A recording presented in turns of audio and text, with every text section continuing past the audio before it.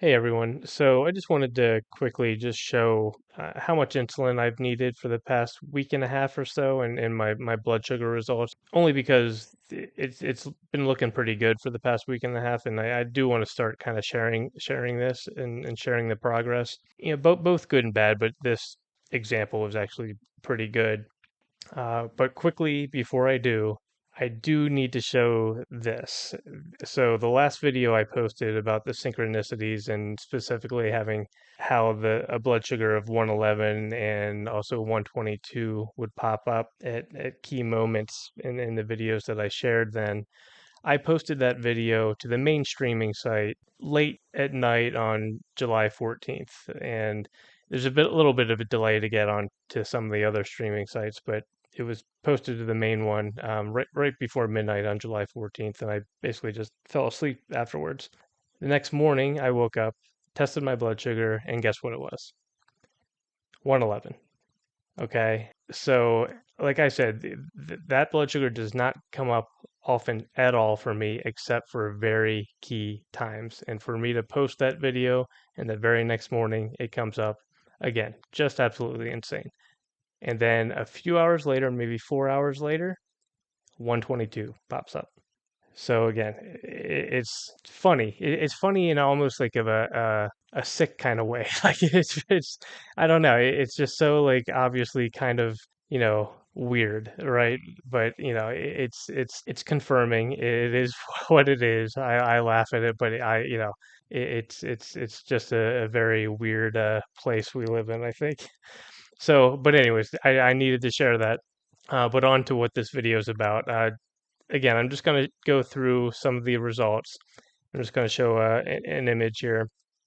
And I've been keeping track of basically the amount of carbs I eat each day and the amount of insulin I need to take each day ever since October of last year.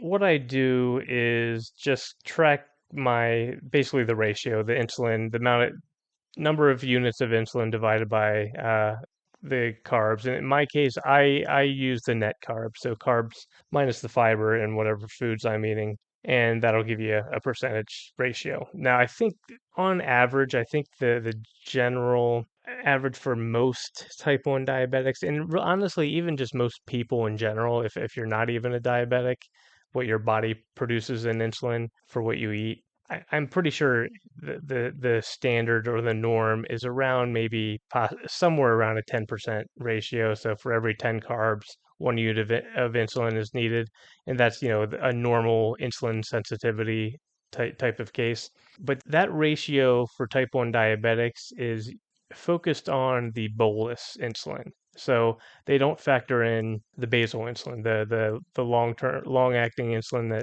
that's the background insulin that's always in your system. Or if you're on a pump, I've never been on a pump, but I'm pretty sure they just kind of give you little drips throughout the day of the fast acting insulin. I think I'm not 100% sure. But as far as when you eat, then it's really the additional insulin you take for your meal that is factored into that standard 10% ratio that I think is the most common. I could be wrong there, but from what I hear and see from other type 1 diabetics, at least online, that seems to be around it, the norm.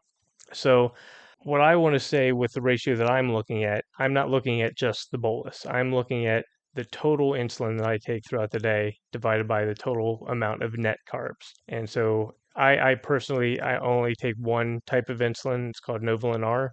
It's kind of a mix. It's a very slow acting insulin, but it's not very fast, but it's not very long either. It peaks between 2 to 5 hours, or maybe a little bit earlier than 2 hours. So it makes it a little bit hard to manage when you're eating fruit, especially if you don't time it right.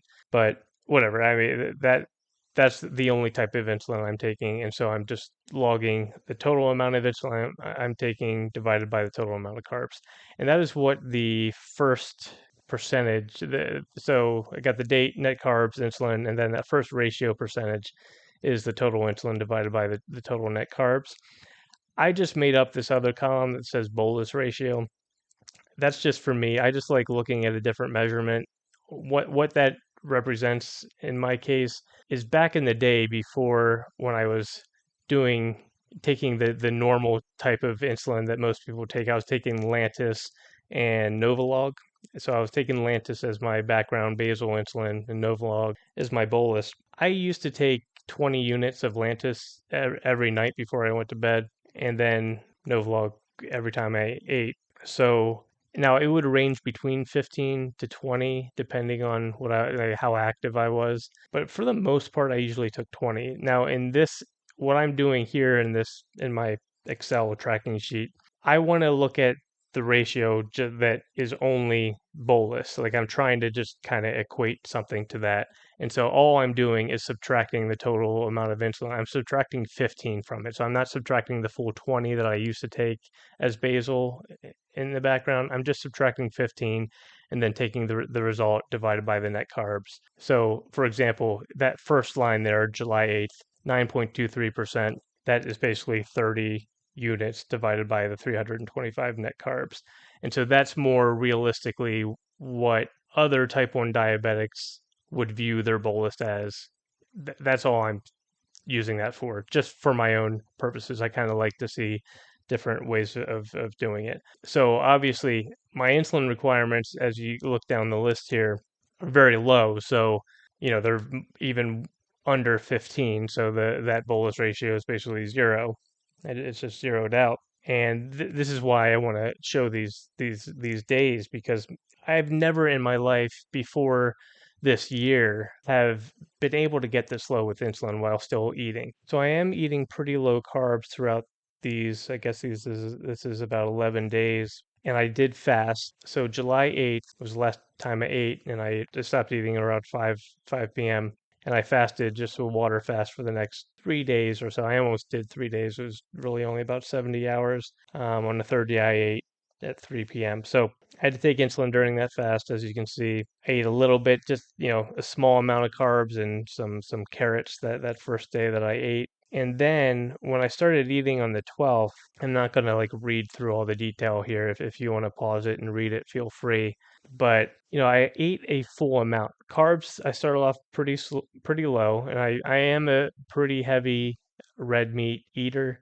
That is kind of the a staple of my diet. I generally don't go a day without eating red meat unless I am fasting. That's what I feel best on. Plus eggs. Generally, usually eat eggs every day. But I'm not afraid of carbs. I'm not saying anything else is bad. I like vegetables. I like fruit. So I'll eat that. And I don't want to get too much into diet. I don't think diet's of course important, but I don't want to get too into the weeds with that. Really, just what I wanted to show is obviously even if I were to eat no carbs and just eat a 2,000 calorie diet of red meat, I'm going to need insulin. And even back in the day when I started, like 5 years ago, I tried carnivore for like a month or two, and I always had to take likely around 10 to 15 units of insulin still. And so now, this first day, I only needed 7 units. That's a maybe not a big, but it's an improvement. On the 13th, I added some carbs in and I added some fruit and had 31 extra carbs. I only needed 6 units. That's huge to me. And then same, I increased my carbs just a little bit the next day, 55 carbs, still only needed 6 units. Now, if you read through these, you'll see my blood sugar does go high at times. And again, it's just a function of the insulin that I'm taking is a little slow moving, slow acting. And so when I eat fruit, it'll jump it up. It's not good. I'm not necessarily doing this, from a blood sugar management perspective, it's not good, but that's not really why. I don't want to say I of course care about management of it, but that's not the purpose of what I'm showing here. I'm trying to show that the total amount of insulin I'm taking does cover it. It's just a timing thing that makes my blood sugar go high a little bit. But at the end of the day, as you can see, my blood sugars are down and at acceptable levels. So then on the 15th, that was the day after I posted that video, and so you'll see it's 111. I did take a few blood sugar tests between the 111 and 122, so it wasn't back to back, but it still was there. Oh, and rebounding, I mentioned rebounded for 15 minutes. that's just like a mini trampoline thing. That's a type of exercise I do. And these videos, I'm not really talking about how to manage your blood sugars at all. I'm really just focusing on healing it and just kind of tracking that progress. But I have to say, I started rebounding basically at the start of this year, and it does wonders for your blood sugar. I'll just say that. And if you get one, I'd get a decent one. Spend money on a good one. I haven't used any other than the one I have, and it's a spring one, so I can't necessarily. I know there's bungee cord ones, but I've heard they can, they wear out over time. They're a little like they're probably more fun, I guess, because they're maybe a little bouncier. But either way, whatever one you get, don't get a really cheap one if you do get one. But they seriously are amazing with managing your blood sugar if you're interested in that. And I could go on for other things. I mean, they work on lymph drainage. Just the bouncing just drains your lymph, and even just bouncing it for 5 minutes in the morning, you don't even have to do a heavy workout on it. It's almost like the equivalent of having a cup of coffee. It's a pretty cool little device. I'm really kind of enjoying working out on that.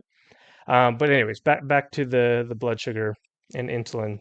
So, and now on the 16th, I had a lot of carbs, and I ended up having, I think, like it was sushi that night after having a bunch of fruit. So that it bumped up. And 23 units for 225. That it was disappointing, not really, but after taking 7 or 6 units for 4 days in a row, obviously I'm going to have to take more if I have more carbs. But I don't know. I don't want to say I was disappointed, but it's hard not to have expectations. But I'm not really sure what I was expecting. I don't think I was expecting anything, but just one of those things. I think I wish it would have been a little bit lower as far as the insulin that I needed. And then on the 17th, this one went weird. This one I had oatmeal, and oatmeal kind of screws me up. And this is just homemade, organic oatmeal, and I just made it myself and added some maple syrup and cinnamon, vanilla, whatever. So it's not like a oatmeal that you get in, some packaged oatmeal. But anyway, but it is obviously heavy in carbs. So that kind of messes me up, especially if I eat it in the morning. And this time I took 10 units, whereas all the previous days I was taking only a few. I figured, all right, I'll take 10 units, have some oatmeal, see what happens. And my blood sugar skyrocketed. It went up to 296, which is crazy. Like for it to go that high, that really bothered me. So I immediately took another 10 units, knowing that was more than I needed, but also planning on eating later. And I had some blueberries and pineapple, looks like. But then it went very low, and at that point I ran out of fruit, and I just kind of downed 2 tablespoons of honey, but it stayed low throughout the entire day. So the last shot of insulin I took was 10 units at 10:30 in the morning, and I didn't need any more insulin throughout the rest of the day. And I ate where did I eat? I even ate, I eat a light snack of carrots and hummus and macadamia nuts, but it still had 25 grams of net carbs in it. So, and that's at 7 p.m. and my blood sugar was fine. So it was one of those things that day started off really bad, but it's just very interesting that like the last shot I took was 10:30 in the morning and I didn't eat any more the rest of the day. So it's just weird. The last day, actually, this is the 18th as I'm recording this at night. And no, I did not manufacture the numbers to result in 11.11%, I promise. And it's possible I may even take a little bit of insulin. I did just test my blood sugar. What was it? It was 90 something, just about it maybe around 9:30, I think I tested. So I'm going to test it again. I may honestly just wait until after midnight if I have to take insulin just for the heck of it, just to keep it. But so, uh, yeah. So I mean, but overall, it's still pretty good. 10 units for 90 carbs, especially when back in the day, I was taking 20 units of basal insulin alone. And if I had 100 carbs in a day, I'd have to take an additional 10 units of bolus. So back in the day, normally I would have to take 30 units if I ate something similar. And now I only took 10. So to me, it's huge progress. And just wanted to share that. Ultimately, this doesn't prove anything. really the main test that's going to matter is the C peptide test, and I am going to plan on continuing to do that. The interesting thing I'll quickly say about the C peptide test, the last one that showed my results at point 4, that was back in April, and at that time I wasn't having anything like these results here. Like for some reason back in early April, like my insulin requirements actually were pretty high, like almost the highest they were this whole entire year, and yet my C peptide was had increased when I went in and tested. So I almost want to go in and get the C peptide test soon just to see if it's even higher now. But so yeah, but that's it. Hopefully, I made sense and didn't ramble too much. I don't know. I just figured I'd share this stuff, and when good things happen like this, as far as my insulin requirements, in the past, it's always quickly reversed. It's almost like there's a battle going on in my body where for some, for periods of time, like maybe my beta cells get regenerated at a fast pace, and all of a sudden I can produce some insulin, and then, my immune system kicks in and kills them all or something, like whatever's going on in there.